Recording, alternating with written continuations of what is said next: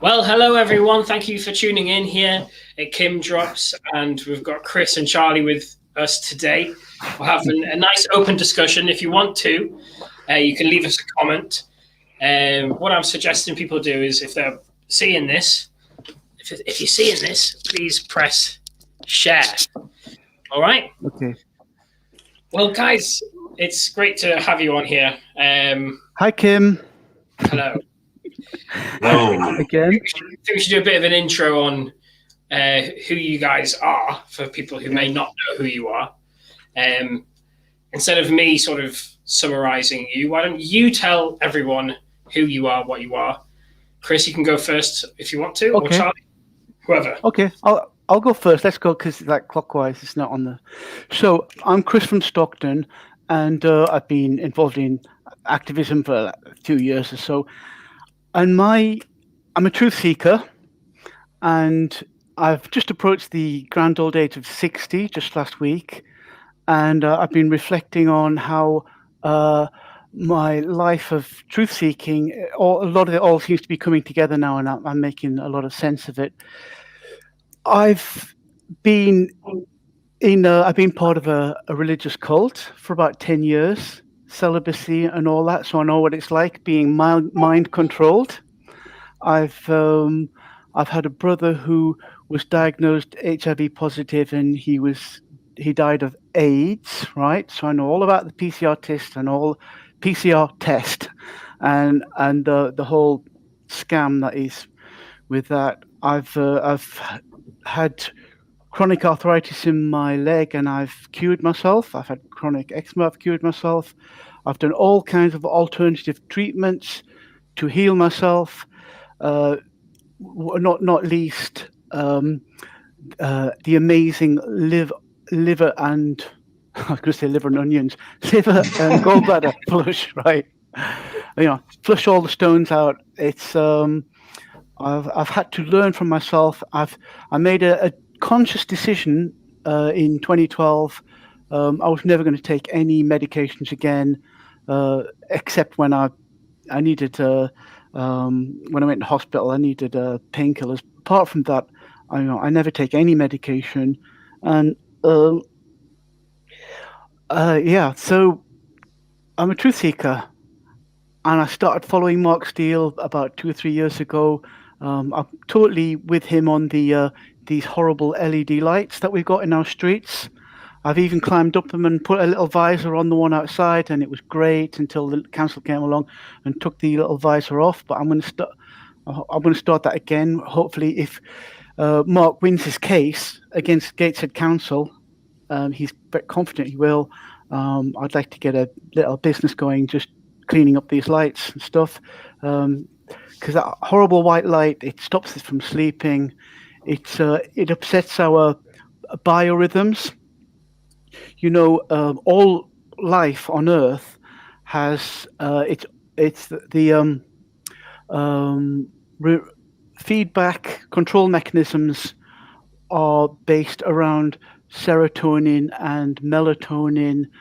They're the prime ones, and the body goes through a cycle. And when you have 24/7 daylight, it's a slow kill. So this is why it's very important to black out your windows and get complete black light. When it gets to about 10 o'clock at night, I've got these blue blockers. I stick them on, and I watch telly with blue blockers on because it helps me sleep. So all this stuff is stuff that we really need to know to protect our health. And when it comes to medicine, there's no one size fits all like the so-called vaccine. It's medication is it's got to be specific for the right time, the right person, the right place, the right medication. Anyway, I'm starting to ramble. What else do I have to say about myself, Kim? So I was just going to say how I met you. Well, it's interesting because I think I heard you talk before I actually really met you, and that was at Richard D. Hall's event where he did the presentation where he was talking about the Manchester bombings and things like that. I remember you actually spoke about Mark Steele at the event. So it's interesting to then meet you in the movement.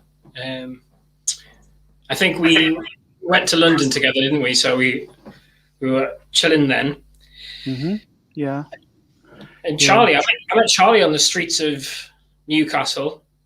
I just happened to be at a separate event, but I wanted to come down and see what was happening where he was.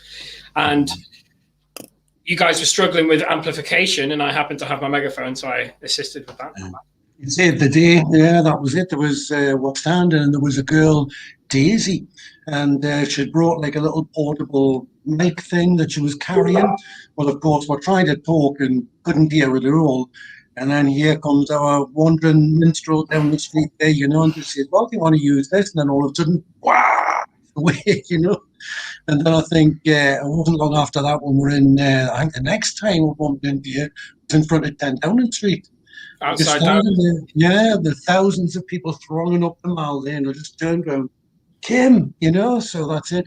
And I find at these events as well, I mean, I know I've said it before, I think of it like sort of Scarborough Fair, like these old events where you bump into people that are on the same wavelength as you, who you kind of in olden days used to trade with or whatever. But that's our little tribe that we keep, that we always bump into each other, and it's a great feeling. Because one of the things that's happened through this is I think that like sort of it's woken up a community, a global community that we didn't even realise was there. I mean, like, I've known for years, that, like, we basically existed in an organised crime syndicate. It was all corruption.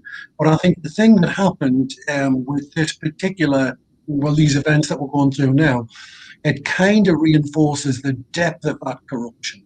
I mean, like, I'll hold my hand up, and there was a lot of things. I mean, like, I actually believed in global warming. I mean, I did. yeah.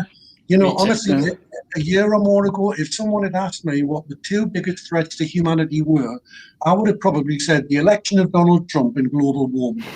Honestly, so my life's just been turned upside down. So even though it's the same general, like I've had the same general cynical outlook on life, it's the depth of it, and the programming of people. I mean, that, Chris, with like sort of from your from your background. The cult that you were part of, Chris, because I feel like a lot of what I've been doing in my work is the study of cults. So do go ahead and tell us what it was specifically you were going through, really. Right. Well, it was. It's connected with the situation with my brother. So my brother was back in the mid-90s. He just out of the blue, he called the family together, and he said, right, number one, he's gay, which we didn't know, and number two, he'd been diagnosed HIV positive, and at that time we all thought it was a death sentence, right? So I came up to live with him in Bilkey. I'm getting to the story about the cult, right? It's all connected, right? So I came up to live with him, and he for him it was just a wonderful. It was like he went 18 months without telling anyone, because what happened was he wanted to know if he was infected or not, right? So he went for the test, and it was the PCR test said he was positive, and for some reason the RVI hospital in Newcastle told him, right, don't tell your family, it's shameful, keep it to yourself. Look, there's a support group you can join. I think it was the Terence Higgins Trust or something like that. And he just kept it from us. And this support group was an activist group to fight for the rights for drugs, because it was sponsored by the Wellcome Trust, right? And it was all about promoting the drug AZT for the gay community. So my poor Michael was just like very stressed and everything, but he knew he had to tell us. So, and then when he did, it was a weight off his mind. He was we were able to say to him, "Look, Michael, you're the same person you've ever been." And I think people today don't realize what the attitudes were like back then, 20, 30 years. Like gay people were shamed upon, and he felt that, and I didn't really understand it at all. I was so naive. I thought it was just like it was like a joke thing. I didn't understand. So that's something I regret. But he was the same person anyway. Part of the my sister thought it was a good idea that to do meditation as a calming process. So she introduced him to this meditation called Raj Yoga meditation, and I got involved as well. I went to these meditation classes, but it got more and more involved. And it wasn't just a weekly meditation class. It became every day. It became 4:00 in the morning. It became my diet. It even became celibacy. It even became every weekend we would go to our group events. So I was slowly cut off from my family. I was slowly cut off from my. One good thing was that we had to stop watching TV and cut away from the world. They had their own philosophy of about things like karma, and that the universe is like a cycle, a 5,000-year cycle. We used to go to India every year, and I was involved with this group for about 12 years, and I actually enjoyed it. I liked it. It was very good for me. It was what I needed at that time, because people who know me know that I can be a bit scatterbrained and I can be a bit all over the place. And this was something that really calmed me, and it had a belief. But after about 10, 12 years, it was starting to wear off. I wanted to be normal. I wanted to go down the pub with my mates. And I wanted a relationship. There was a girl that I knew, and she kind of like teased me out of it as well. But then she had to go and get married, an arranged marriage. She fixed me up on this matrimonial site called Shahadi, and that's how I met my current wife. So up until I was age 40, I was quite content being single on my own. But now I've got a married life, and now I've got a business, and although it was difficult to break out of it, and I was cut off from my family more than I really should have been, I've come back and I see the world differently. And when stuff like this, the nonsense that's been going on this last year, I can see through it. I just totally see through it, and I can see that people are locked in this spell. It's a big cult, right? It's a big cult, right? They're in it, right? And I'm out of it. I mean, other people might look at me the other way around, of course, but this is my perspective. So it was a good experience. I got to visit India. I got to do a lot of traveling, and I think it helped develop me as like who I am today. And I can look at other people, and I can see the spell that they're under. Yeah. Anyway, it's really interesting, Chris. Yeah. Any comments, Charlie, on that? Yeah, I mean, it's what do you think was the purpose of it, and Chris? What do you think they got out of it, or what do you think their motivation was? Did you often look at that? Because in hindsight, you must have thought of it as something like the relationship between, like an abusive relationship, with an abuser and a victim. I mean, is that how you felt, or how did you feel they were? How were they using you? What did they get out of it? Well, no, that their values were things like peace and purity, and just like calm, and just they do lots of talks, lots of meditation, and they were followers of this like a guru called Brahma Baba who lived in northwest India, and he died in 1969. But then they used to have this this person who would like channel him, and they would have these big meetings, and there'd be tens of thousands of these people all dressed in white, just part of this religion thing. It wasn't abusive. I was going to ask I've been looking into the Nixon cult, the one that's in America with the Smallville actress who was recruiting and controlling young women for the cult leader to molest and rape. The group was a bit like a pyramid scheme in a way. Do you know what I mean by that? Yeah. Was your cult at all similar to that? In that it's like levels up, and then there's like more information once you level up in the thing.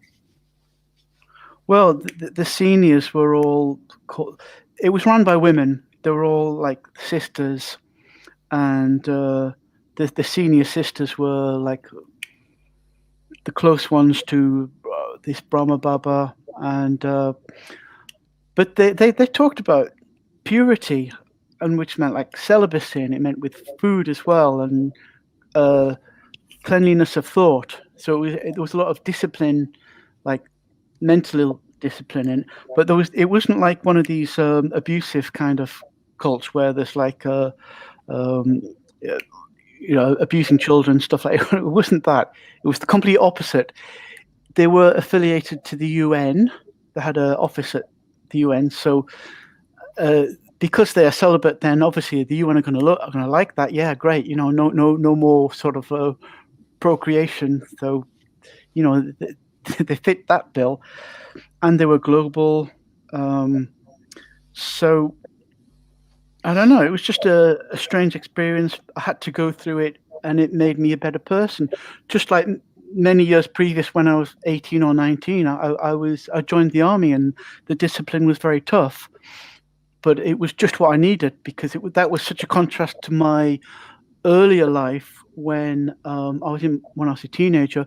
My parents used to run a cabaret nightclub, and they were just never around. So I'd have parties, and there was no discipline at all. I could do anything I want, and then join the army. So I found that 18, 19, I really didn't know what to do with my life. I didn't know what career or anything. But I needed a bit of self-respect, so I joined the parachute regiment, and I stuck it. And it was difficult, because I spoke with I didn't speak with a typical like Stockton accent. I was like picked on a bit because people thought I was like an officer, but I wasn't. I was that was the last thing I was. I'm not a leader at all, but. My way of responding to the bullying was, right, I'm not going to be defeated by this. I'm going to come back the next week, and I'm going to look these people in the eye, and I'm not going to be defeated. And that earned me a bit of respect, because I realized that a quality I think I've got is I've got humility, and I'm quite happy to be wrong. I'm quite happy to not happy, but I can tolerate a lot, and that's how I dealt with that situation. And I know that's something I can draw upon in other situations. So all these things that have happened to me have happened for a reason, and they're part of like who I am today. So that's a bit about myself. Charlie, have you ever been in a cult? No, it's in fact, I think the thing is, I'm probably all through my life, I've probably been your typical atheist. I know that's a bad thing to say, but I've always had like I know spiritual is a word that gets misused a lot, but I've always had like sort of a connection with people, with like sort of just people as a spirit, if you like, but. It's never really, I've always seen any kind of religion as control. I mean, I don't mean just through cult, But I mean, like any kind of religion, it's to divide, it's like politicizing spirituality. You know, it doesn't matter whether it's Buddhism or Catholicism or Protestantism or whatever it is. So I think, like, sort of with people being religious, I think that's that's a great thing. But as regards, like, sort of having a tribe of your religion, that's the thing that I've never really been comfortable with. You know. Yeah, I just want to comment that I've noticed that there's some religions that want to conflate race and religion, so they can defend no criticism is allowed of their faith, because otherwise you're going to be a racist person.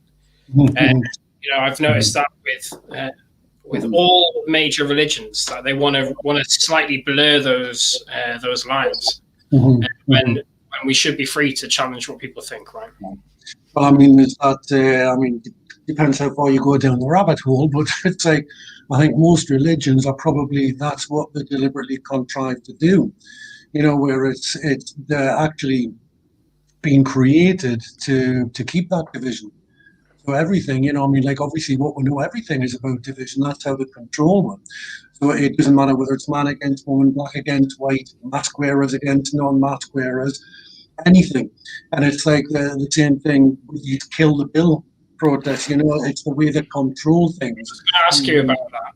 So what's your thoughts on Kill the Bill then, Charlie? Well, I mean, I think we were just saying before we came on that, like, obviously what's happening is that they're creating, it's like it's a typical crisis actor situation.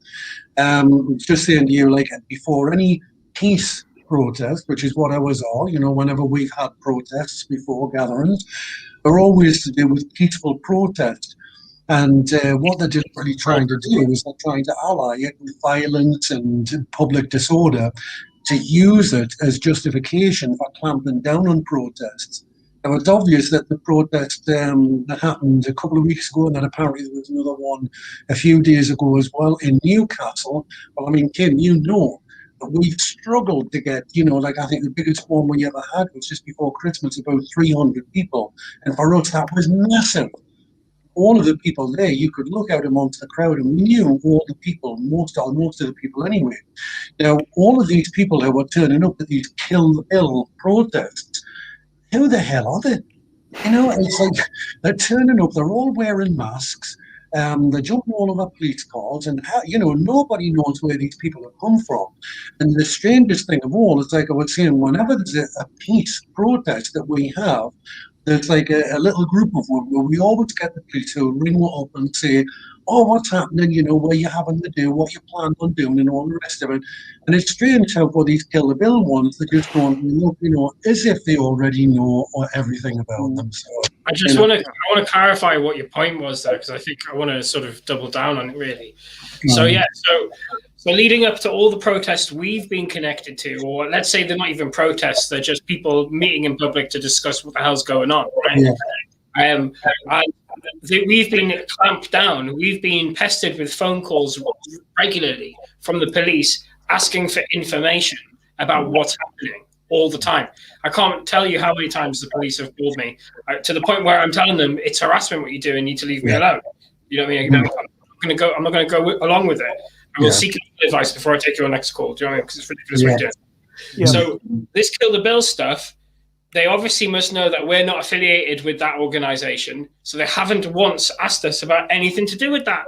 And it's like it's a tell that, like, our stuff's organic and their stuff isn't, in my opinion. Exactly right. That's exactly right. Yeah. Can I just say something? Oh, by the way, can people comment? They can comment. If you're watching, you want to comment, I can read it out to everyone. Okay. Also, if you want to click the share button at any point, I think we could probably share it about as well, if we wanted to. But we're going to cover some stuff. We'll continue with talking about Kill the Bill for a little bit. Yeah. And we've got some other stuff we're going to come to. Yeah. Can I just say something here? Hang on, I've lost the screen. Where are we on? There we are. I see you now. Right. Last weekend, there was a very small Kill the Bill protest in Middlesbrough. There was only about 30 people turned up. Now, I heard about this through my my XR friends, right? Because I'm going public now. I've got some very good friends. They are XR, and we're foremost. Oh, Extinction Rebellion. Oh, right, yeah. Right, okay. So we are foremost friends, right? And we, in a very polite kind of way, we have discussion, but we never get into arguments because we're primarily friends. We've got this permaculture farm that we work together on, and they do their stuff and I do my What's a stuff. permaculture farm? Permaculture is like a kind of farm that is completely self-sustained.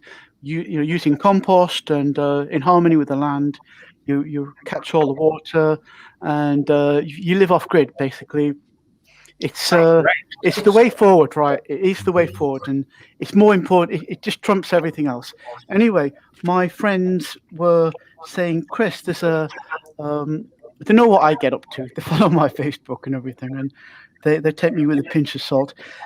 And my friend said, there's a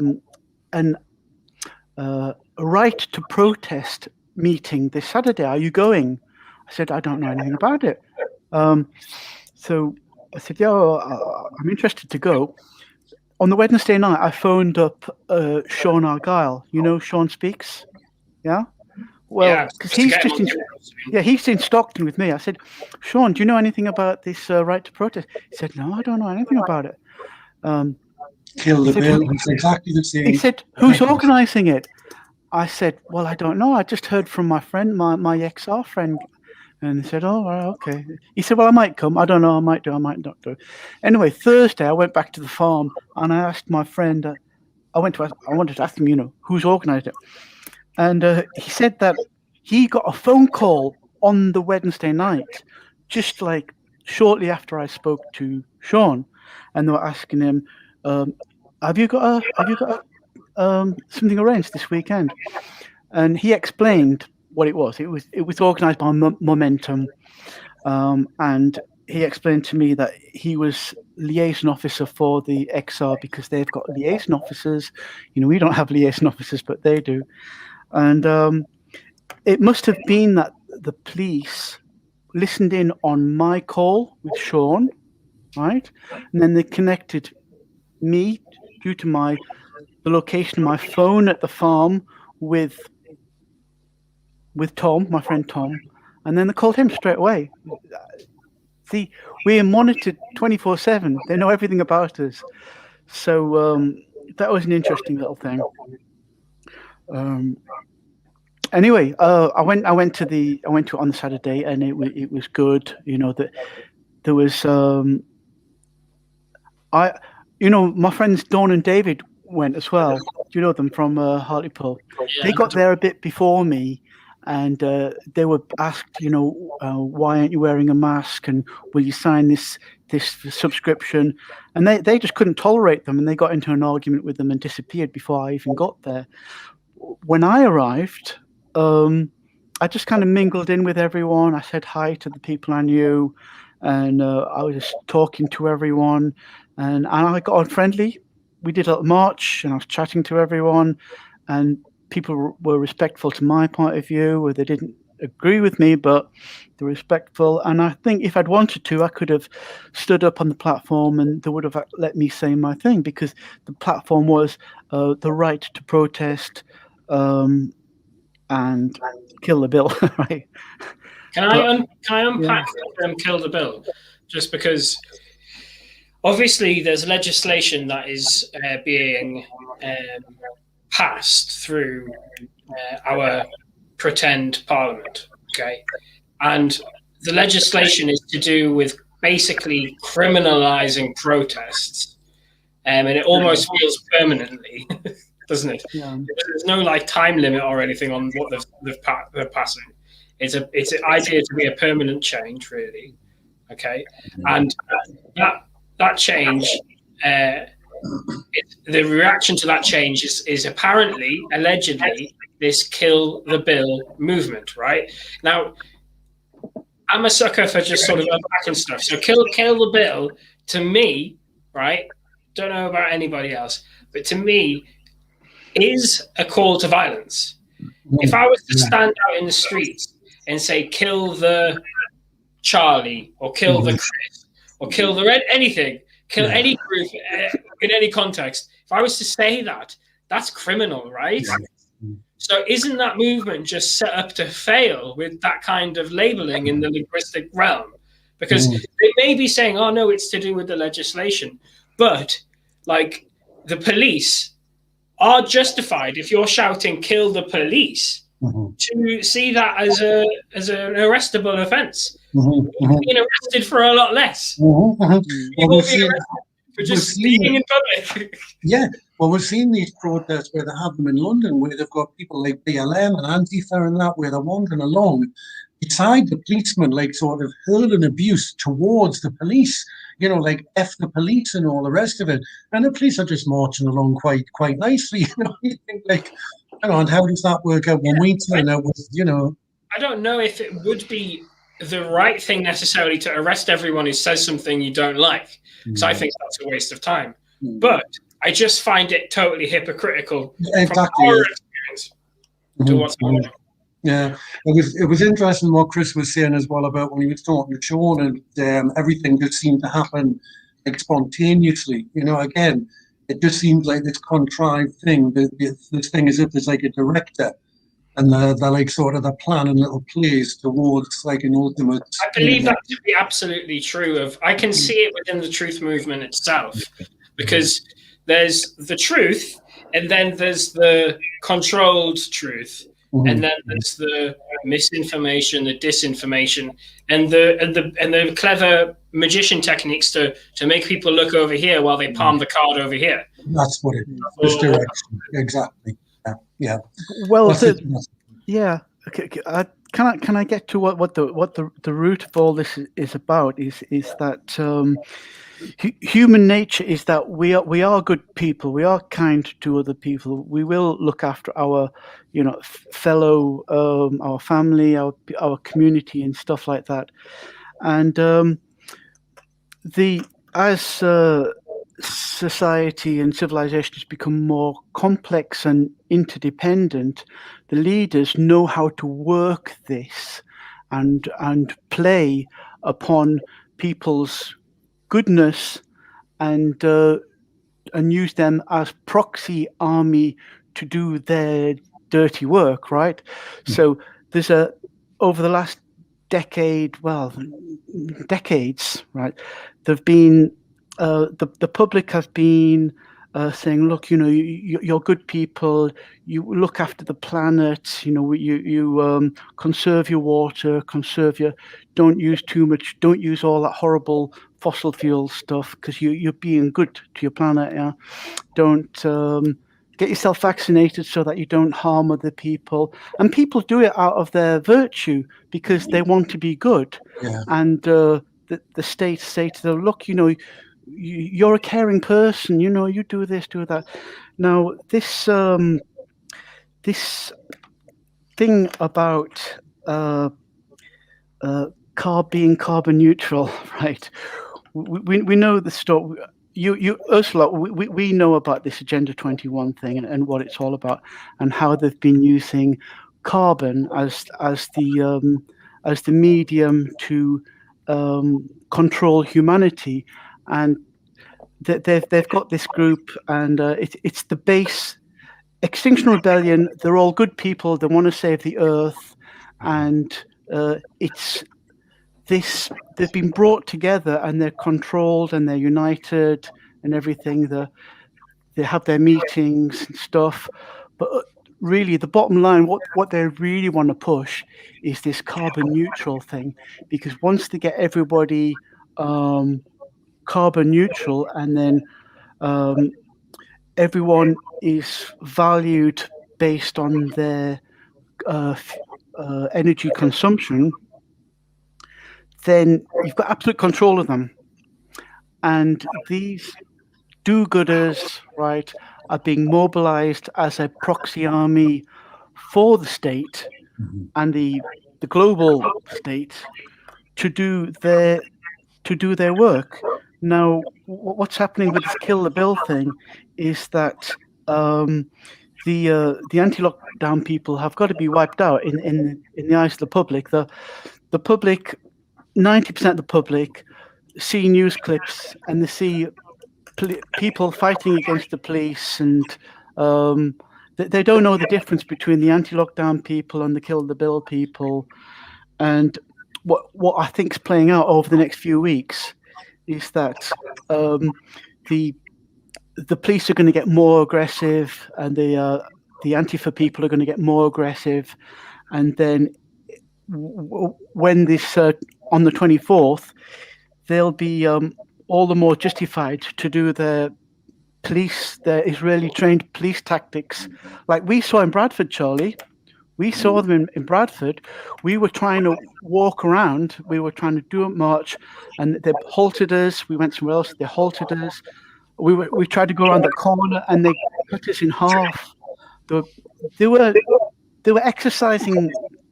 They were like breaking it up and making people frustrated, provoking us, and that's why I wanted to get out, Charlie. That's why I could see what was going on, and I just wanted to get out. And I've seen that Bannerman footage, and it wasn't pretty. There were some people got quite nasty. Audio. I don't know if that's. I don't know where it's coming from. So, each of you mute your microphone temporarily, just if you can. I don't know. Can you mute yourself? Stopped. Hello? Yeah, Charlie, I think we're getting some spill from your end. Ooh, there's somebody watching in. Spilling in the audio there. Yeah. It's the aliens coming to tell us what's what. Finally. Yeah. So the thing is, right? Let me continue with that, right? The state, there is now this thing called fusion warfare, fusion doctrine warfare. It's whereby instead of the Russians fighting the American, the communist bloc, and the capitalists, and all that, something came about. This will make sense, right? In the early '60s, there was the Bay of Pigs nuclear standoff with Kennedy and Cuban. the Cuban. That's it. The Cuban Missile Crisis, and from what I hear, everybody was in fear of a big nuclear war. And then, in the wake of that, there was a document produced called. Hang on, I'll just stay there. I'll just show you it. Look, I'll put it here. Well, thanks for that, viewers.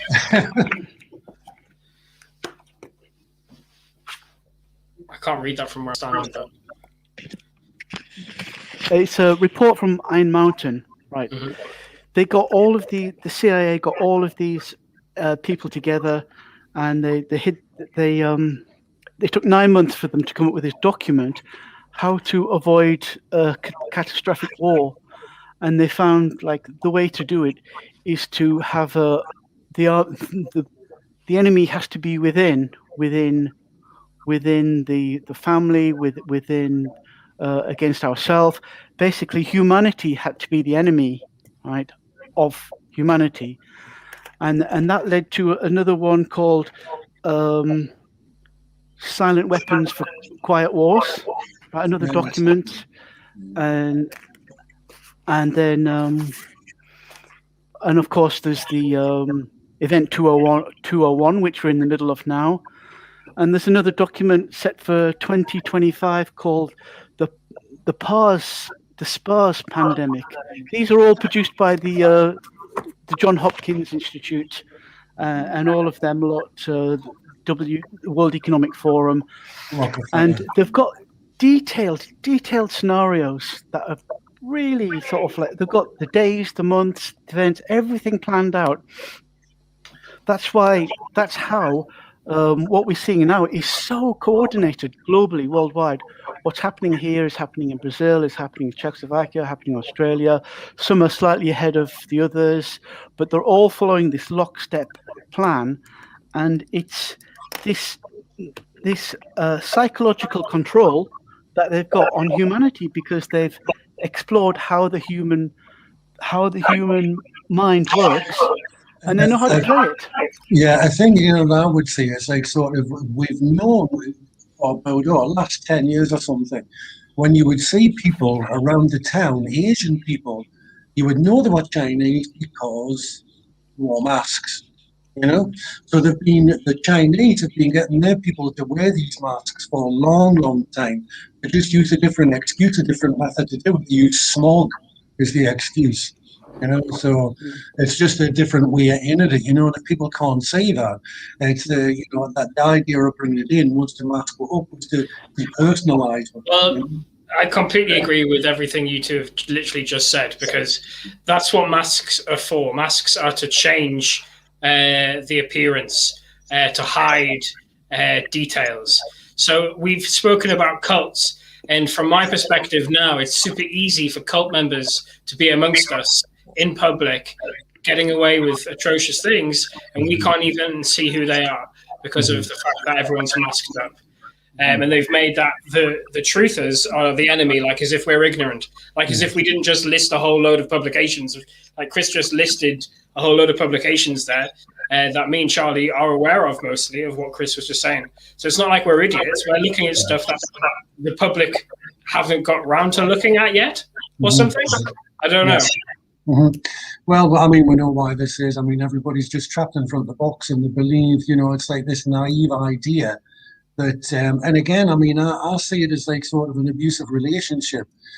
So when you have like sort of a father who abuses the children, and the children, it shatters the world so much to think that this rock of their life is something evil and wicked that's trying to do them harm. So subconsciously they fight back against that and try to like excuse it, and the excuses become more and more, like sort of they'll try and fight against it more and more, and that's what they're doing with the government. Like the government is like this abusive father, and there's so many of them. I mean, like we know, like when you go into a shop. Well, when we went to Bradford, Chris, I don't know, were you there when the lad in the lift? Were you there then? Oh, when we went up to go to the toilets in a precinct, and there was this lad with his two kids, and as we went in, he's like, put his arm straight back out, he said, "You can't get in the lift. Look, there's a sign. You've got to wear." And he was really, like sort of, it was just this thing. Now afterwards, there was like one of the lads that said, "I've never seen anyone so scared." Now, it wasn't fear. It's nothing to do with being scared. It's to do with compliance. And it's like, if you go into a shop, for a fact, you could go in and you could walk in with a bit of cardboard over your face or something like that, and they wouldn't care less. They're not bothered about the health issue. It's not fear. It's because they feel it points out their compliance, and that's what it is. But they know there's something wrong. They know that they shouldn't be doing what they're doing, but they just don't know how to respond to it. So they respond with anger. And that's what it is to do with the compliance. Charlie, did you see that Canadian comedian? He was driving down the street. Charlie, can you make your microphone, please, Charlie? Yeah. Yeah. There you go. That's why it's always good to use these, Charlie, so that you don't get the feedback. Yeah. All right, okay. You've muted. Yeah, muted. I get the gist of what you're trying to say. Yeah, okay. What was I going to say? Yeah, I was just saying this. I think he's called Alex the comedian, this Canadian guy. He's driving down the street. He's got his window down. He's shouting some megaphone saying, "You're all being very good. You're being very obedient. Your government loves you. Well done. You're keeping them. You're wearing your mask." And somebody went and smashed his window. He saw that. It's just like it was because he was a little bit sarcasm. Why should it upset people so much? It's because they know it's true. They know they're being gaslighted. They know but they can't help themselves. The truth hurts. I put that on my Facebook status today. Truth hurts? ? Yeah, I've just had huge censorship at the moment on my Facebook. Go, Charlie. What are you going to say? Yeah, no, it was that when I did see that, and that it resonates. Pardon the pun with them. But yeah, that's right. There was something else you said there, and I was going to comment on it, but never mind. It'll come back to me. My cluttered brain. I was just going to say comments? Anyone? Any comments? yeah. Is anyone watching this? Yeah, we've got viewers at the moment. Hello, people on the internet. Please do comment and say hello. We could do with some questions for now or future, or ideas what we can talk about in the future, who we could interview, what we should be talking about. I want to just mention the censorship that I'm facing at the minute, because I did a typical Kim style Facebook post, which is I've done many throughout my Facebook career, let's say. I've done many things which are shocking and make people think.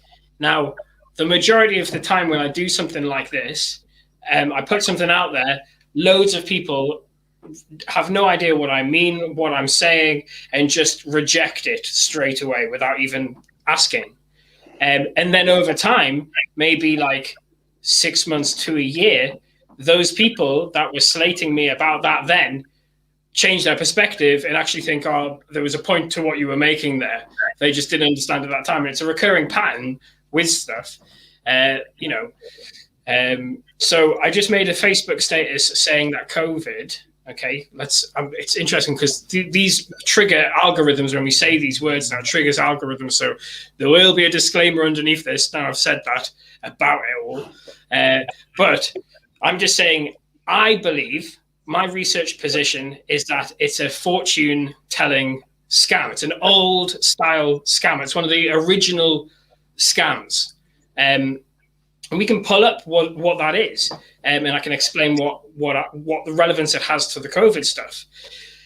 It's actually contemporized in virus scams. So, for example, when on a computer it pops up and it says you've got a virus, and then you follow the link or whatever, and it takes you to a phone number that you call, and they end up scamming you out of money. It's the same thing.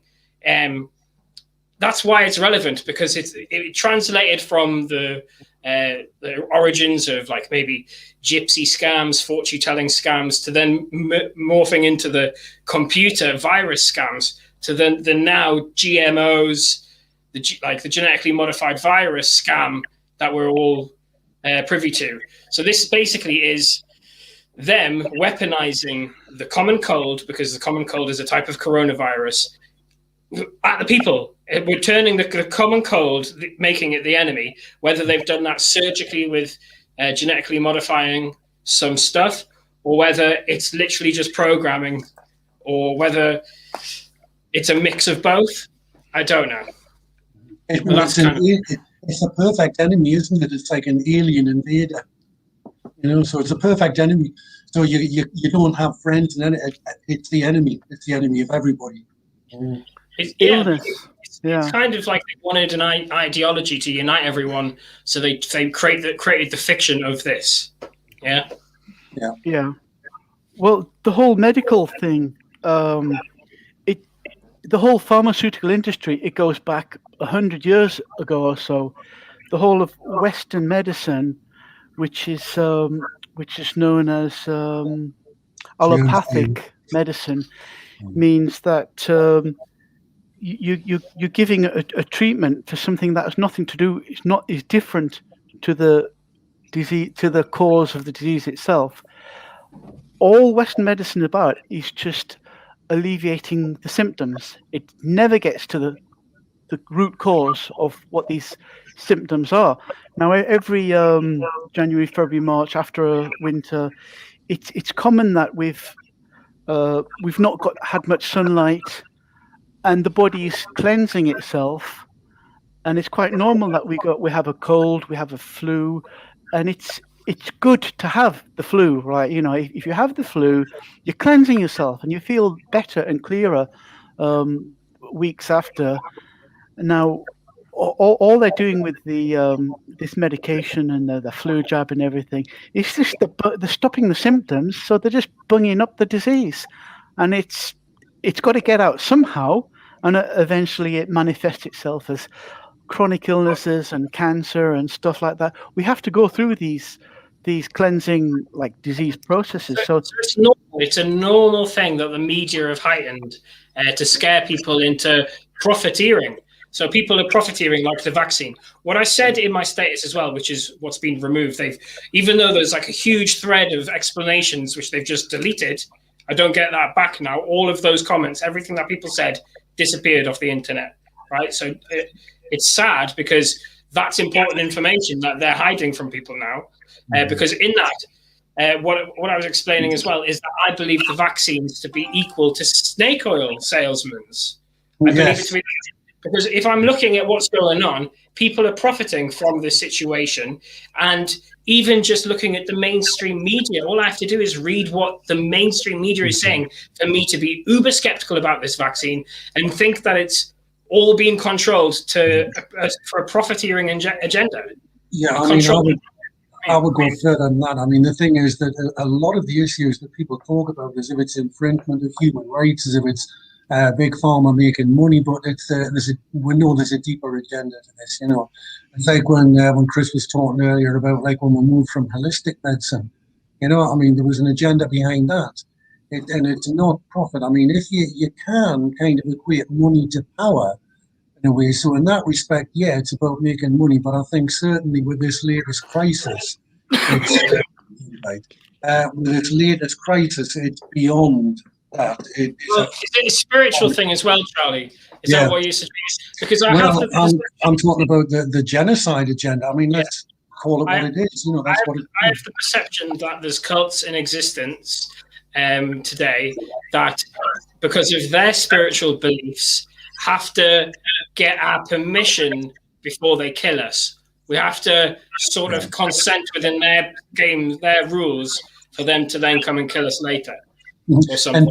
And people don't believe this because I think that the biggest misconception people have and the difficulty to have of coming on board with the true, you know, like sort of nature of what's going on is that they think that these people pulling the strings, whoever it is, I mean, whether they believe it's governments, whether they know who's actually pulling the strings, they endow these people, they invest them with the same kind of morality and you know, like sort of integrity as the rest of us.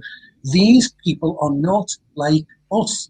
And because they're so privileged, they spend their job, their 24/7 job, is actually working these things out. So when, you know, like anyone who would be listening in and we say something like, cultist people who need your permission, and people like think, oh yeah.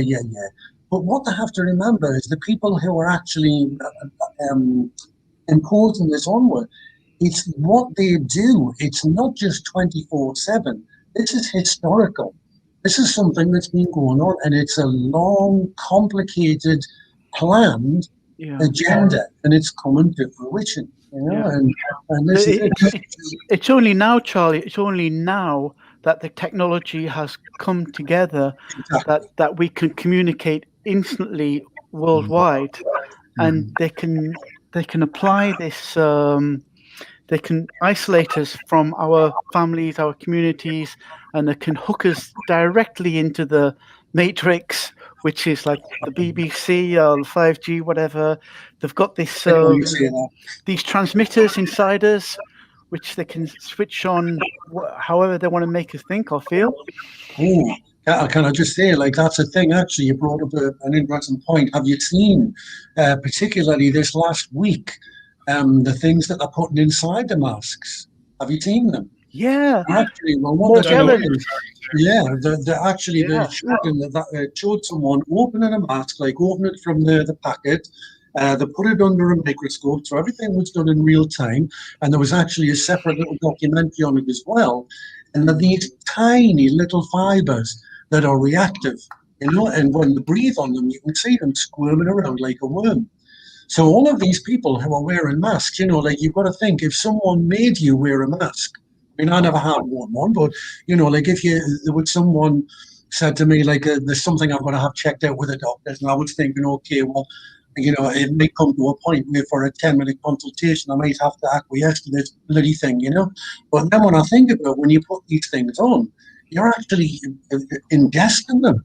deliberately putting them into the mask, and nobody knows what it is. But they also spray them with chemicals as well, so there's a whole load of exactly carcinogenic elements. And they're not healthy. It's not healthy to have a bit of tissue against your face for hours. It's not a good idea for anybody. There's microplastics, and there's even what's it called? Asbestos, I believe. Some kind of asbestos. So I was going to say as well is that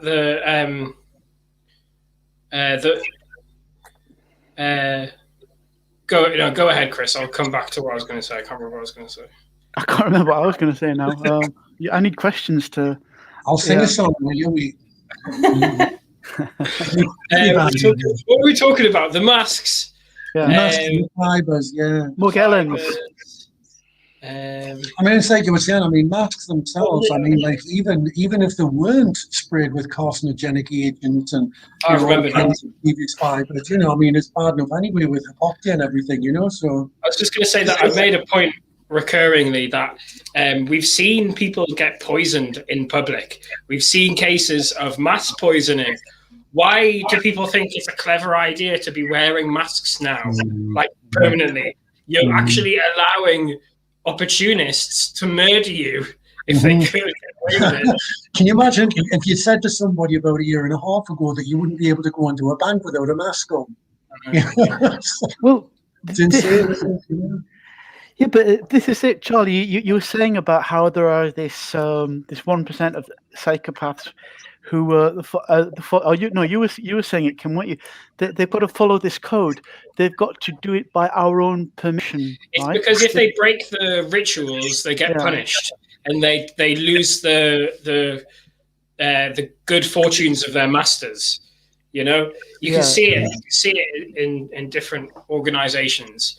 There's a great whistleblower, the Dutch bank whistleblower, Ronald Bernard, I believe he's called.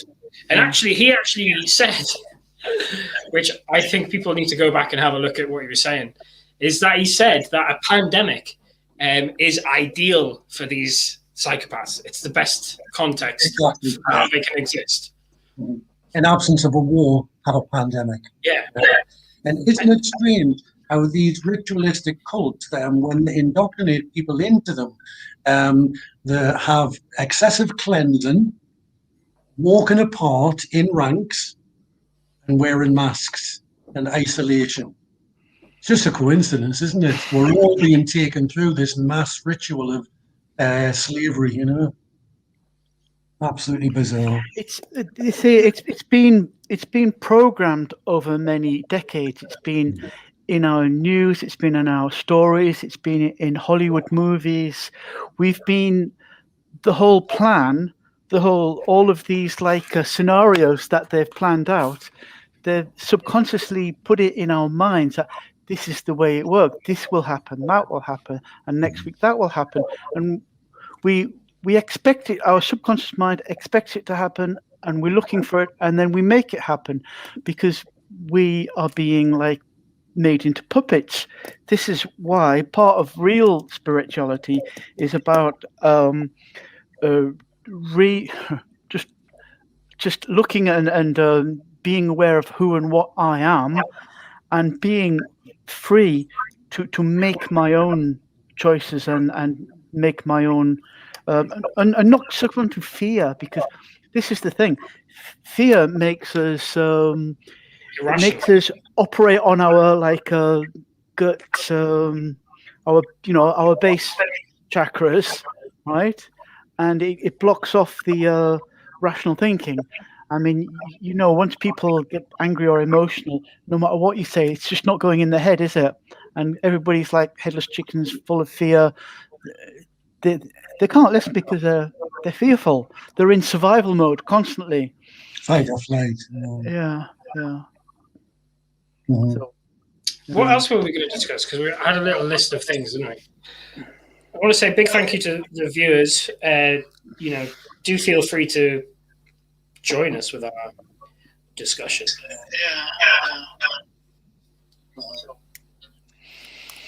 I'll tell you, there's an interesting. Oh no, he didn't get a comment. Sorry, my God. So he's just. I'll just have a look at mine. Well, on the interesting point, like sort of we know we're talking about the symbolism and ritualism, and you could go down rabbit holes into numerology and all the rest of it. But the thing that I don't know what your thoughts are on, we know for a fact that you have things where in film, there we go.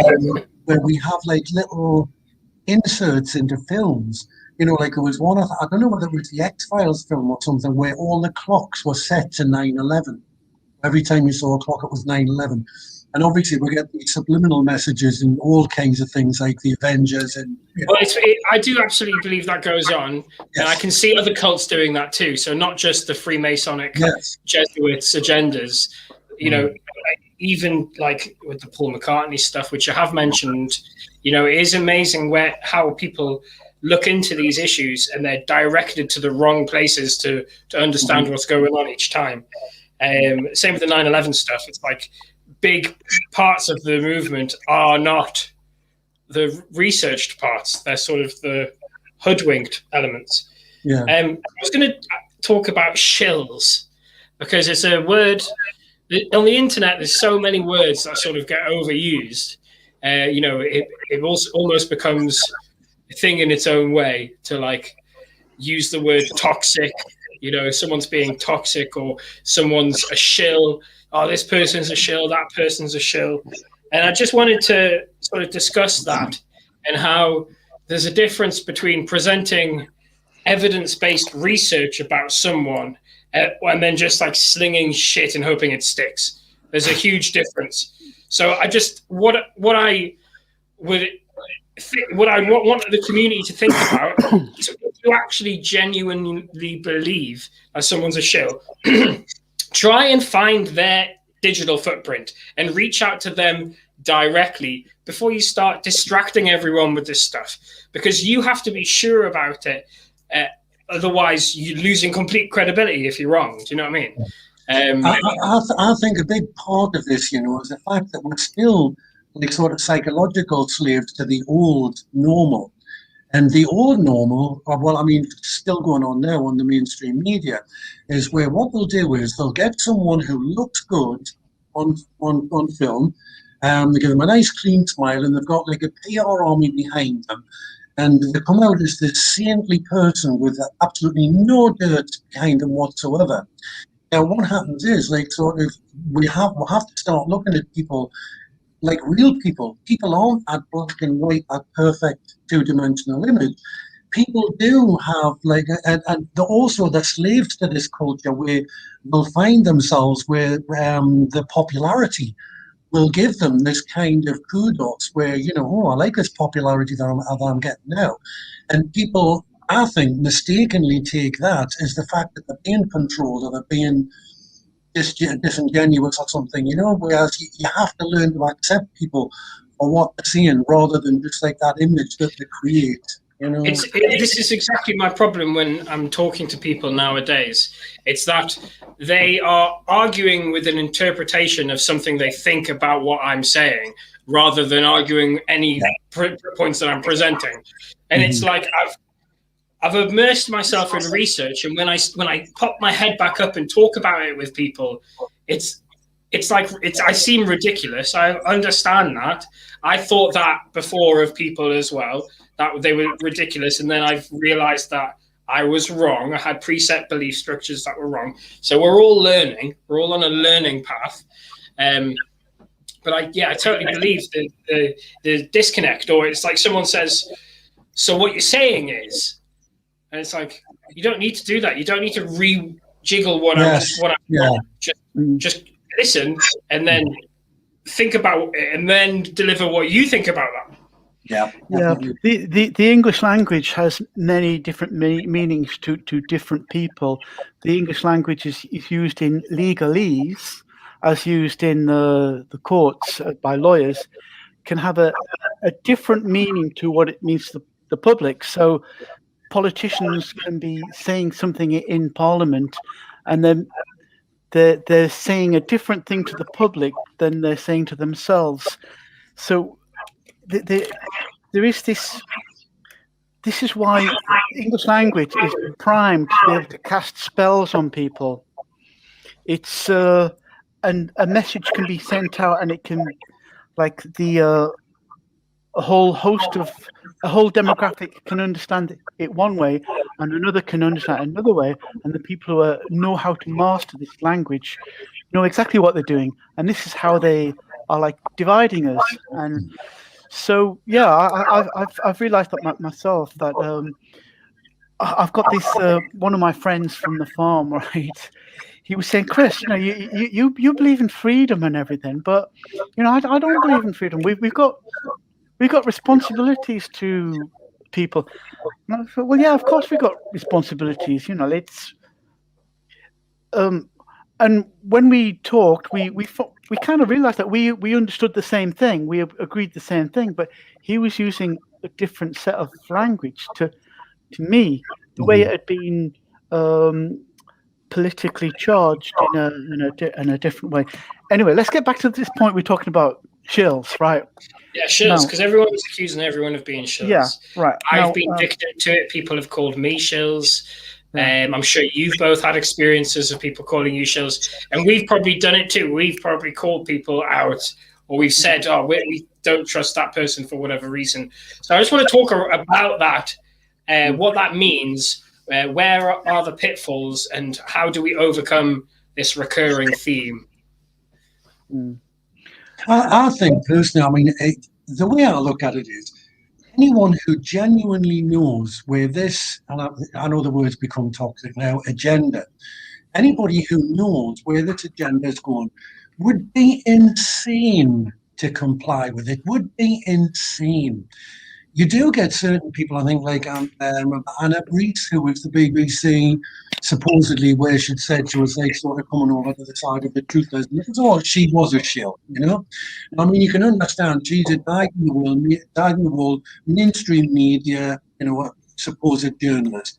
But if you get someone like, say, Mark Steele, or Tate, or whoever, if they know where this agenda is going, they're certainly not complying with this thing voluntarily.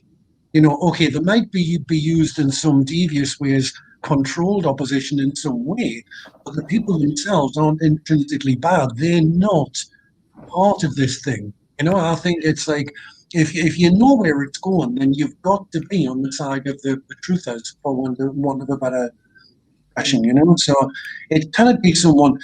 These people cannot be thinking that they're going to have some kind of place in the New World Order, because they know that they haven't got a place in the New World Order. You can understand a policeman thinking that, because most of them don't research the way we do. They don't know the reality, and most of the public. But the people who have researched it and the people who know what's going on would be insane to comply with it. It'd be insane. So, whatever the motives are, I would say this controlled opposition, but shill is a kind of a different thing. Can I just say, can I just say, Charlie, I don't like to call anyone shill. Everyone's on their own journey. Everyone's understanding it as best they can. And sometimes we can rub people up the wrong way. We're not going to help them by criticizing them. We got to sort of like see what the good is in them, to bring that out of them. So I don't like to criticize people, but there is one person I've got to ask the question to, and that is Overkill, right? Jonathan Overkill. He's done a lot of good service for the anti-lockdown movement. Do you know who I'm talking about, Charlie? I don't know. No. I came across him. He analyzes a lot of this footage of the marches and everything, and he seems to be calling everyone like a shill, everyone an actor, and good people I know have met. One of them that is Councillor Irene Hewitt. We know her. You know her as well, don't you, Kim? Yeah. She's a lovely. Invited her to Kim Drops. I think we're hopefully going to get her on next week. Yeah, so. She's absolutely genuine. She's taken a lot of harassment and abuse from the rest of the council and the town and everything. And Overkill has been calling her an actor and that's not good, right? Overkill needs to study Shakespeare. All the world's a stage. You know, we have many players. You know what I mean? Like, I guess we all have social masks, and I think, you know, it's interesting because we look at people and we think, oh, like, is there more to that person? People may not know this. I probably have stated it many times. I am a classically trained theatre actor. Okay, I do have an acting agent. I know, Charlie, for example, you actually have acted too. Yeah, in a film. Yes, darling. You've done some films. Okay, so like, to act, I teach acting. To act is to do. Okay, that's what an act is. It's like doing something. So the language explains it really. There's acting for entertainment purposes. Yeah. Then there's like pretending to be somebody you're not. Now, there's a difference between being like an actor, like someone who's acting, to someone who's pretending to be someone who's not. Okay. Like, yeah, I know. It's just this thing about Overkill. I think he means well. I think he believes he's doing good. Is he mainstream media, or has he just no? He's got about 3,000 followers, and he's just calling out loads of people who I know are good, are okay, and so he's called out this counsellor, one of the only truth-seeking counsellors I've heard of. Yeah. He's called out Bannerman, who gets a lot of good footage. We always see him. He's the main guy. We saw him at Bradford. I've seen him in Manchester, London, everywhere. He's criticising him. He's criticising Piers Corbyn. He's criticising Handlebar Moustache Man. I don't know his name. There's this guy from Shropshire, and I was suspicious about him as well at one time, but I had a good conversation with him, and I know he's okay. So he's just analysing. Nobody knows who this Overkill is. Nobody knows his real name. Where I'm again fed up of people online not being transparent. Like, I'm Kim Tate. Like, I am Kim Tate. You can find me. Okay, this is me. I am who I am. Born and raised Kim Tate. Okay, these people who are hiding who they are. Yes. It's kind of like, I'm in a different category then, because I'm not hiding who I am. Like, you know, you guys aren't hiding who you are. Like, we are who we say we are. So we're in a different category. If you're going to make a compilation of edits about what we're talking about to make us look stupid, you're hiding who you are. You're not being honest with who you are, like, to the public. It's so. Yeah. I have to have a look at this Overkill, though. I'd never heard of him before. It's a bit like, he posts every day. He's got something on every single day, and he repeats the same thing again and again. It's almost like he's had training from Sage how to repeat something again and again, and he's making this movement feel like there are actors everywhere. Who can we trust? Whatever. But it's a tactic, isn't it, to like mix shit in with the truth so that the truth is not credible. I can see it in other aspects. I can refer to 9/11. I can refer to other truth community issues, where the bullshit's been put there deliberately. It's like what happened with Mark. I'm not going to go into too much detail, but it's the document that he was sent. The truth mixed in with the shit. So that if he was to go, oh my God, this is truth, then they get to try and discredit him, right? Yeah. Bullshit. Yeah. No, Mark has withstood his trolls really well. He just carries on. He knows. He's so confident in himself. It doesn't bother him. He just carries on. And neither does it you as well. I won't name who, but you sort of shrugged off someone very well, Kim. Leave that for another discussion sometime. Yeah. I know. Hey, symbolism will be their downfall. That was one of the big things over the last couple of years, you know. So. Yeah. Well done. Yeah, you called him out. That was good. It would be good if we could get this Jonathan Overkill, right? I don't want to make enemies with him. I really want the best for him. I just want him to be fair, and he can come on and answer for himself if he wants. I'd like to speak to Bannerman if anybody knows how we can get in touch with him and if he can come and speak with us, because he's from Sheffield, yeah. So if anyone knows who we should be speaking to, let us know. Let Kim Drops know, and we'll try and get Irene. We must get Irene on. I think we'll get her on next week. I think if you guys wanted to be here as well, we could get her on and have a bit of a chat on with her. Yeah. Sean, I said to Sean that I was going to get him on. I just haven't managed to sort that out yet. There was also Sue Rose, TI, and then I'm looking forward to an interview that I've got coming up maybe in a week or so with. I'm not going to disclose who, but it's a good guy. Forget him. I'll tell you what. I'll tell you. Just search "A Voice for Men," and then you'll get the gist of what I'm talking about. Okay, I think we've covered everything. Yeah. Have we? I don't know. Yeah. I mean, I don't want to. We don't want to go on too long. I know. I'm having fun though. It's been a little while since I've done one of these.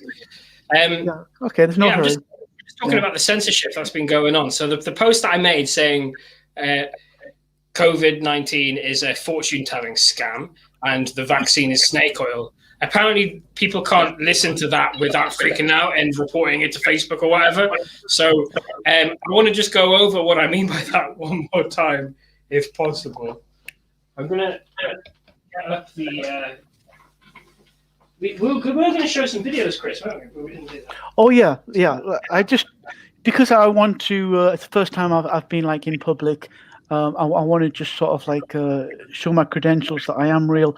And I was at the Trafalgar, the Battle for Trafalgar. So here's a little video clip I want to play. It's just 4 minutes. Let's see if I can play it. See if I can get it up. I can't. There we go. Yeah.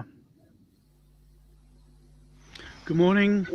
I just wanted to say something about the Battle of Trafalgar Square at the weekend. There's been an image of me flashed around the world on the Associated Press.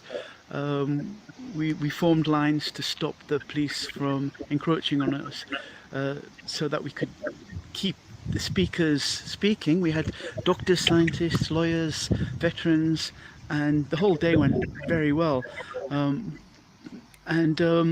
I don't blame any individual police. All the ones I engaged with were very polite. They were even good-humoured. And when I engaged with them, I looked at them in the eye and I talked to them and I explained, pleaded with them, and they said their case, I said my case, and it was all very good.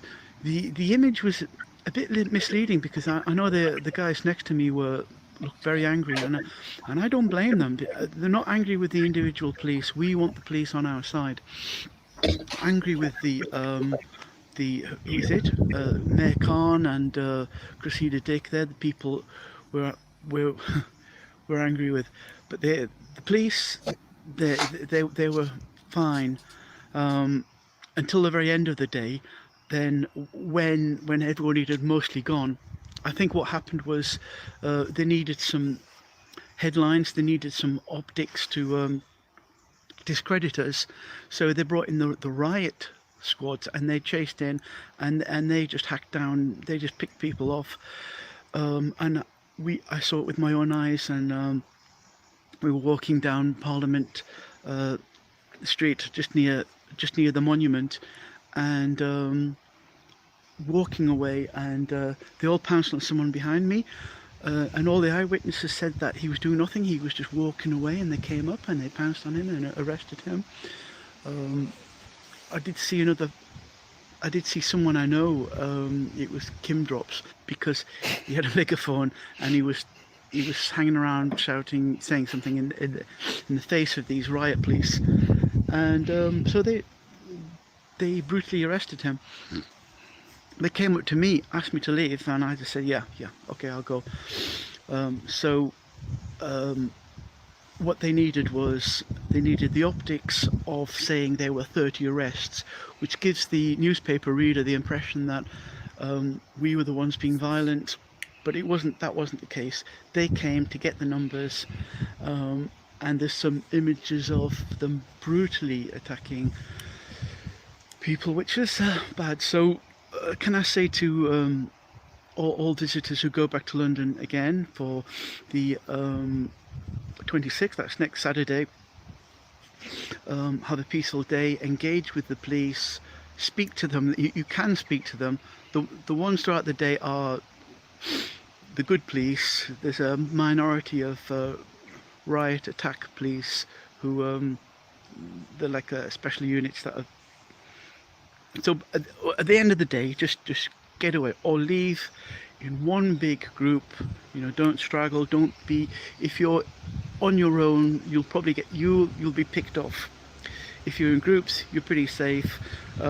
These mobile phones are excellent. We use them. We're using their technology. We're using their platforms against them. We can use them as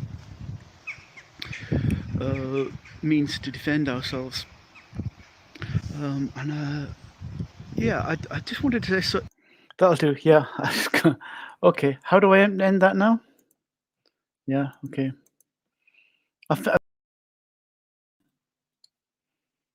I'll ramble on a bit further.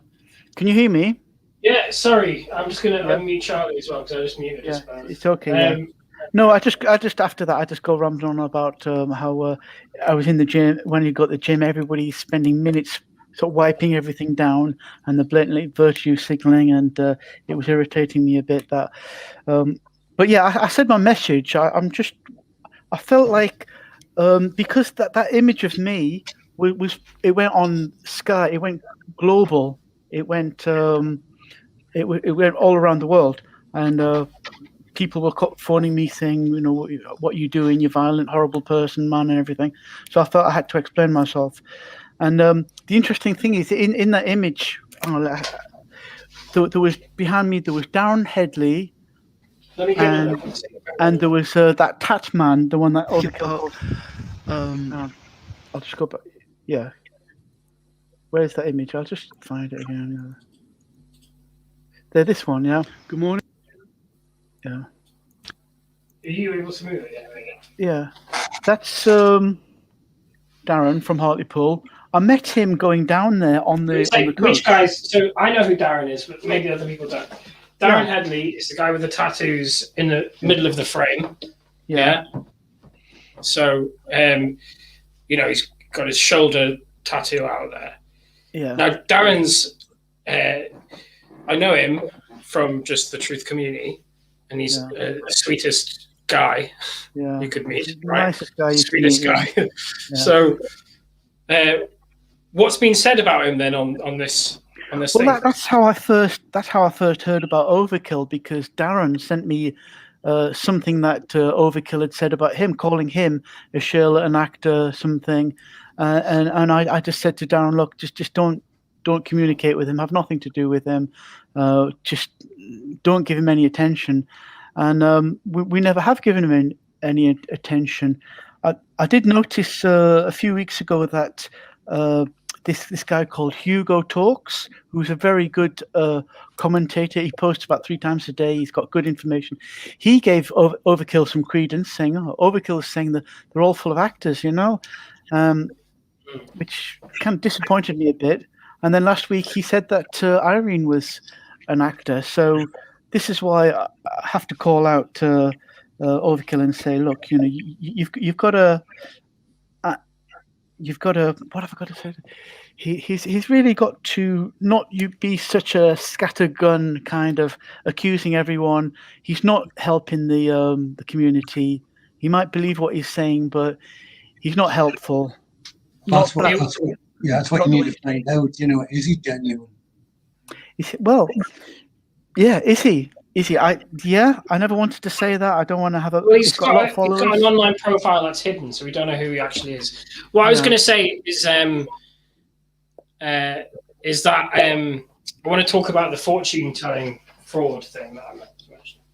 So so if I add that to the stream, can you read that? Can one of you two read that, and I'll sort of comment on it? No, I can't see it. I can't see it. No, I can't see it. Oh, maybe if I magnify it.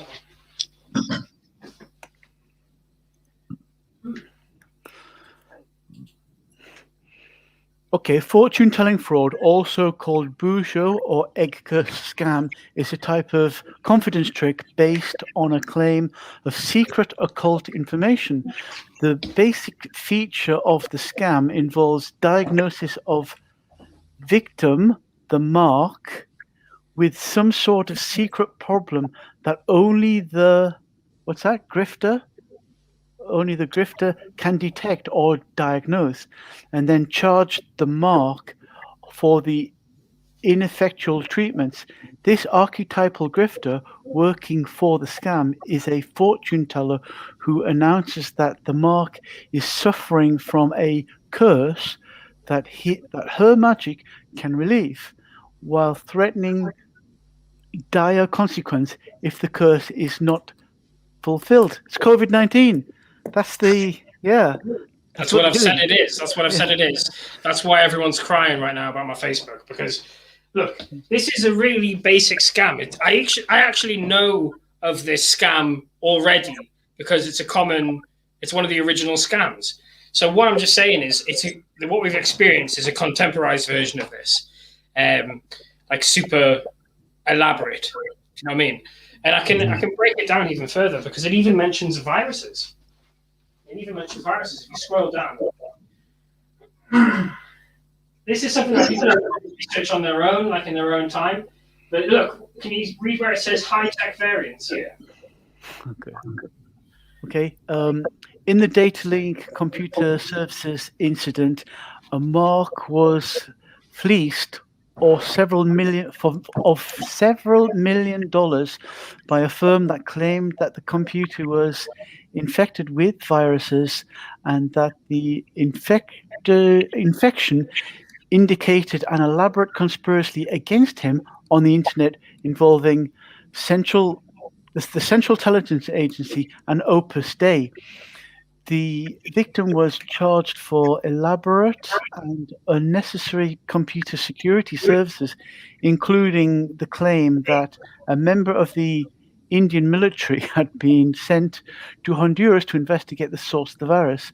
The alleged scam lasted from 2004 to October 2010 and is estimated to have cost the victim between $6 and $20 million. The victim later stated that he had been defrauded by grifters of the highest order. Yeah. So can you see what I'm trying to say there, right? Mm-hmm. So I'm saying that that scam, the computer virus scams. You've been told you've got a virus on your computer and you have to pay for the problem to be solved. It's the same thing. It's also Richard D. Hall, Chris. We spoke about Richard earlier. In his video, his coronavirus response video, one of the first ones he did after the pandemic, right? He actually brought up Bill Gates and his viruses on his software and how it's likely that he was part of the problem as well. So profiteering from the scams in some level because, he's built this software that other people can manipulate apparently and take advantage of people. So he's applying that to now regarding the vaccine and the pandemic. It's comparable. Yeah, he's created this whole notion of what is a virus, right? A virus, apparently the dictionary says it's just a poison. It's an invisible poison. But Bill Gates has cultivated this whole notion that there are computer viruses which can destroy an entire computer, right? And so in people's mind, they think, oh, a virus, that's what it does. It can get in your body and it can destroy your whole body. Just like a few little codes, it's just like a sequence of 20 amino acids, right? Can destroy a whole body, right? But it's got people believing it. That's how the scam works. It depends how far you want to go down the avenue of what a virus is. Anyway, I've never found anyone yet who can tell me the difference between a virus and an exosome. an exosome is. I mean, basically, the whole thing, I mean, it goes back to what you were saying earlier about holistic medicine and that. There's a story that I'll say, and I would say, like, okay, I could change medicine tomorrow, and I could devise what I would call spell theory. So what my spell theory would be is that I would put my hand over someone's head and there would be a different spell for whatever ails them. Like if you've got cancer, there's one spell. If you've got flu, another, whatever. Now that might sound ridiculous, but if I was the richest, most powerful man in the world, I could do it. Because what I would do is I would destroy anyone who went against the narrative. I would make sure that my people wrote all the journals, and more importantly, I would establish all the teaching institutions that you would have to qualify through in order to work in the industry. Yeah, and that's exactly what John D. Rockefeller did. Only he did it with germ theory. It's exactly the same. And and this is the big thing why people don't understand how when they put their faith in GPs and other medical experts, because I mean, my mother once said something a few years ago, and I know she'll not be listening, so it's not like her to say something profound, but I always remember something she did say a long time ago, and she was referring to someone, and she said, they're not educated, but they're intelligent. And that's the difference between it. So these people who go to these Rockefeller institutions to become surgeons and neurologists and immunologists and all the rest of it, they're indoctrinated into like spell theory, but it's germ theory, and they believe it because they're very good at remembering things and learning details. And obviously the assumption is that what they've been told is the truth, so they're regurgitating the truth. It's people like I'll bring it up. It's people like Mark who go beyond his fringes that look into what the truth is. Because people, like it doesn't matter, even physicians, they're caught within like sort of neurology and, respiratory diseases and all the rest of it. And they're stuck within that track. But it's the people who just look out the outside and try and pull the things together and see the bigger picture. And it's those kind of people that change things. So I know that I've started rambling on, but it was about violence. There's a comment that someone's made. Interestingly enough, someone called Patsy. Well, hello, Patsy, if you're there. Your name has a meaning to me, which I can't get rid of, which is linked to the assassination of JFK. But I'll look past that and read your comment. What does it say? Guys, I have a question. I was curious about how the corona affects people giving blood on the Gov website. They do not test your blood for the virus. And 7 days after the vax, you can give blood. Mind blowing. That's interesting. We need to analyze these aspects actually quite deeply. I put something out about that a while ago.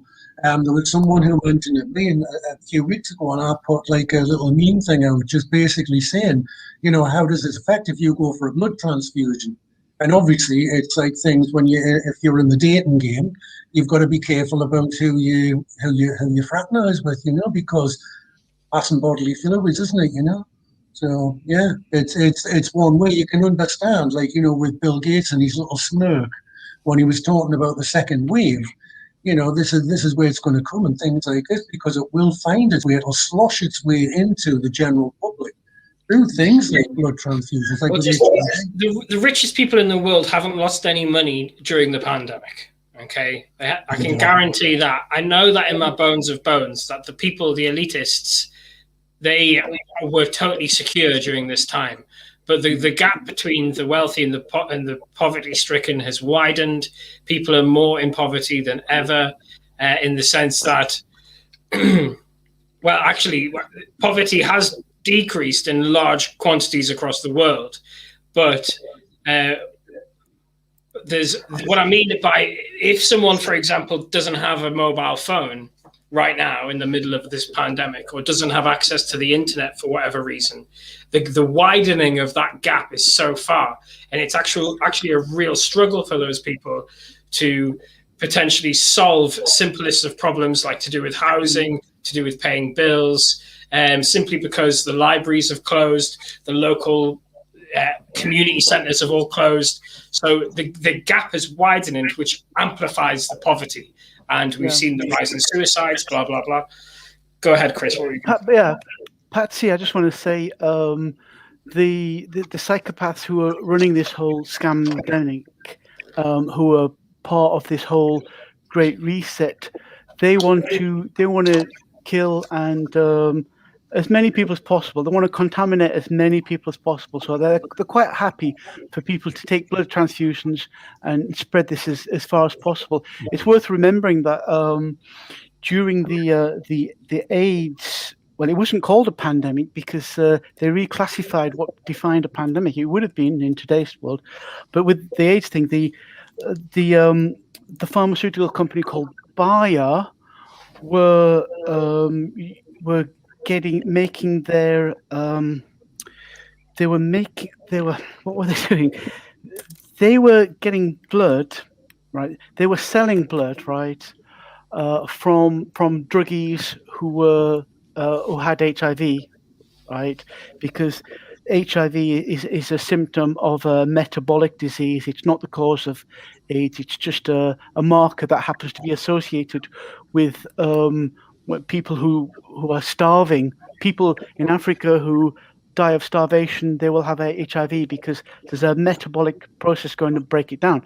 So it's just a symptom. Anyway, the drug users would sell their blood, and the American government stopped selling this blood because they knew it was passing HIV. So what did Bayer do? They sold it to the British, and the British started doing it, and then British people got diagnosed HIV positive, and then they were subsequently given the AZT drugs, and then they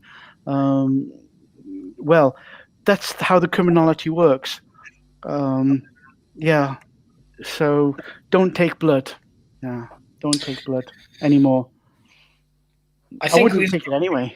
We've got to not have blind faith in these institutions to solve all our problems. I think we all have a responsibility to be educated about such matters.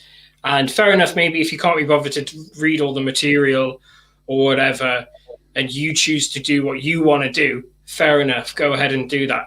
But it's pretty silly to criticize the people who are immersed in the literature, you know what I mean? And then make them seem crazy because that's what they've been doing over the past couple of years. Yeah, it's like I would say, I mean, if you were going to buy a car, would you trust the used car salesman who was trying to sell you it, or would you trust a trusted friend who was a mechanic?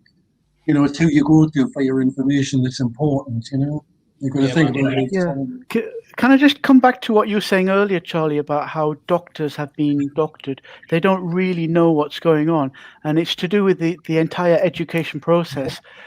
The way science itself has been, what's the word? Bifurcated. It's been,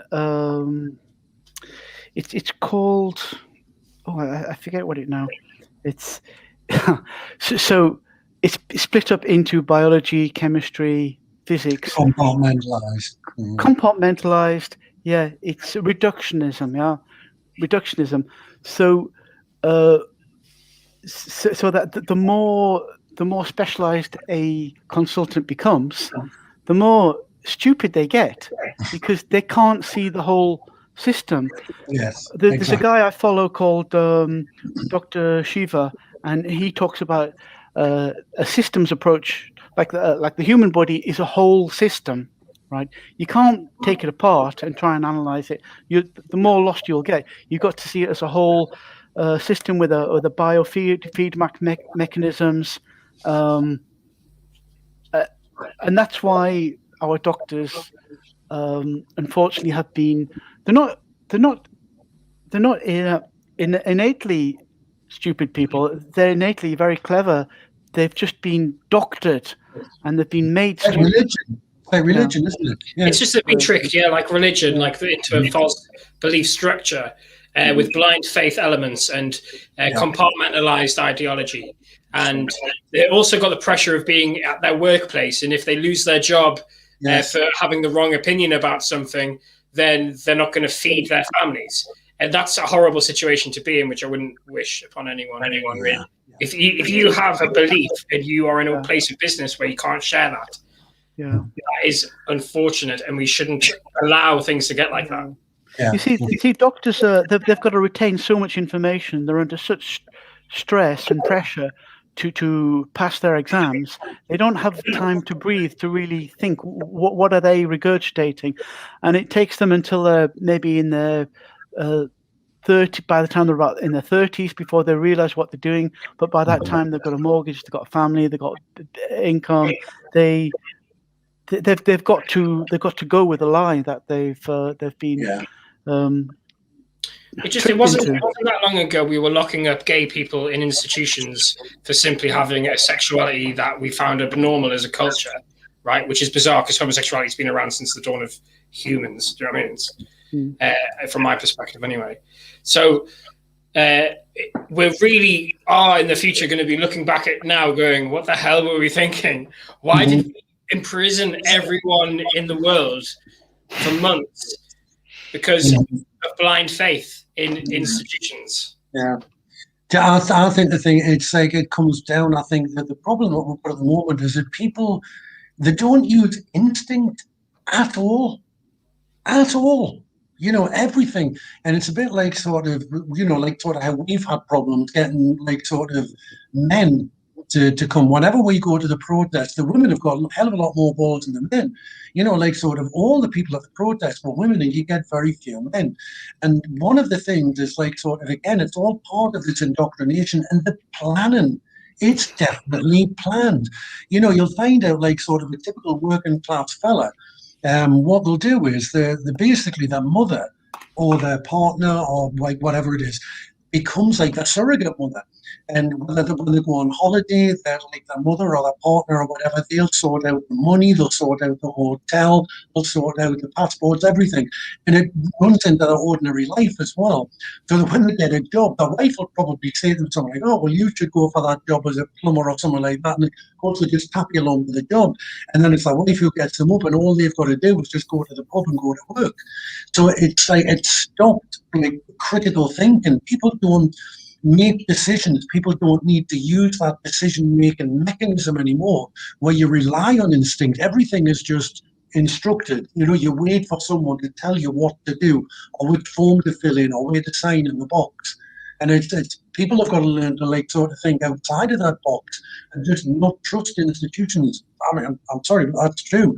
I have to learn a little bit of distrust. I have to. Guys, so you're both willing to come back maybe next week and we'll do another session? Yeah. See if we get Eileen on here as well. Yeah, we'll make it 8 o'clock. We'll see if we get another guest, and we'll do it next week. Yeah. So I've just noticed Maureen from Truth Seekers Northeast been watching in. She says, "Nice to see you, lovely three men." Yeah, thanks, Maureen. Yeah. Hello, Maureen. And key member of our community. Yeah, that's right. Yeah. So a little shout out to Truth Seekers Northeast there, and we'll meet up again next week. Okay. All right. Thanks for watching, everyone. If you can post this about a bit, I think we'd all appreciate that. Also, tune in next week when we come back around. If you've got any suggestions, or if you've got any ideas, or you want to get involved yourselves, there's lots happening here at Kim Drops, so do get in touch. If you want to, I don't know, be off air and have like a sort of face-to-face thing as well, because I know with some people are feeling a bit distant, or there's people from different countries who are watching. It would be good to sort of, have a more vibrant community thing happening. Okay, there's lots of events going on. I'm not going to. There's Maureen, for example, is a beacon of truth community activities. So there's lots of people doing lots of things. You've done a talk recently, Chris. So I'm sure if you message us, we can involve you in what's going on generally as well. So thanks for watching. Don't forget to share, like, subscribe, do all the shenanigans. Thanks, Chris. Thanks, Charlie. I'll see you soon. Yeah. Bye, Thanks, everyone. Yeah. Thanks, Charlie. Thanks. Bye. Cheers. Yeah. Bye.